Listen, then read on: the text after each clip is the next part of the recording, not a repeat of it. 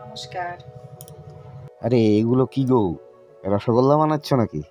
হ্যাঁ, রসগোল্লাই বটে। ঝাল, ঝাল রসগোল্লা আজকে খাওয়াবো। ইয়ার্কি করে তো বলেই ফেললাম ঝাল রসগোল্লা খাওয়াবো। তবে কি ঝাল রসগোল্লা হয়?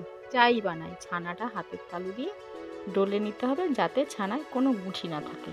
তারপরে এখানে মশলার মধ্যে দিয়েছি আদা বাটা, জিরে গুঁড়ো, লবণ, লঙ্কার গুঁড়ো আর সামান্য কাসুরি মেথি। আর 2 চামচ মতন ময়দা দিয়ে ভালো করে মেখে নিতে হবে। মাখা তো আমার কমপ্লিট। তারপরে ছানার বল বানানোর জন্য সাইজ মতন কেটে গোল করে নিয়েছি। তাই ছানার বল করে নিয়েছি। তারপরে সাদা তেলে মিডিয়াম টু লো আছে এক একটা বল দিয়ে উল্টে পাল্টে হালকা হাতে ভেজে নিয়েছি। এমনি এত সুন্দর টেস্টি হয়েছিল, ভাজার সময় আমার কিছুটা ফুরিয়ে গেছে।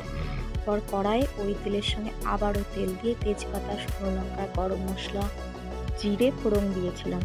ফোড়নটা হতেই টমেটোটা মিক্সিতে ঘুরিয়ে নিয়েছিলাম, সেই টমেটোটা দিয়েছি। আর টমেটোর কাঁচা গন্ধটা যেতেই আদা, জিরে, ধনে আর কাঁচা লঙ্কা একসঙ্গে বেটে নিয়েছিলাম। সামান্য চিনি দিয়ে মশলাটা কষিয়ে নেব।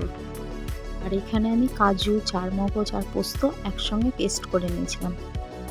পেস্ট করা মশলাটা দিয়ে আবারও ভালো করে কষিয়ে নেব। তারপরে যে মিক্সি ধোয়া জলটা, সেই জলটা দিয়ে মশলাটা ভালো করে কষিয়ে নিয়ে মশলার যখন তেল ছেড়ে এসেছে তখন সেদ্ধ করা ভাজা আলুটা দিয়েছি। তবে আলুটা একেবারে অপশনাল। আলুটা দিয়ে একটু কষিয়ে নিয়ে পরিমাণ মতন জল দিয়ে পরিমাণ মতন লবণ দিয়েছি। ওই ঝোলটা যখন ফুটে গেছে তখন ছানার বলগুলো দিয়েছি। ছানার বলগুলো দেওয়ার পরে গ্যাসটা কিন্তু লো আঁচে রেখেছিলাম।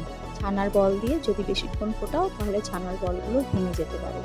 আর এখানে একটা কথা বলার, তরকারিতে যে জলটা দেবে সেটা বুঝে শুনে দেবে। ছানার বলগুলো ঝোলটা বেশ অনেকটাই টেনে নেয়। নামানোর সময় কাসুরি মেথি দিয়ে নামিয়েছি।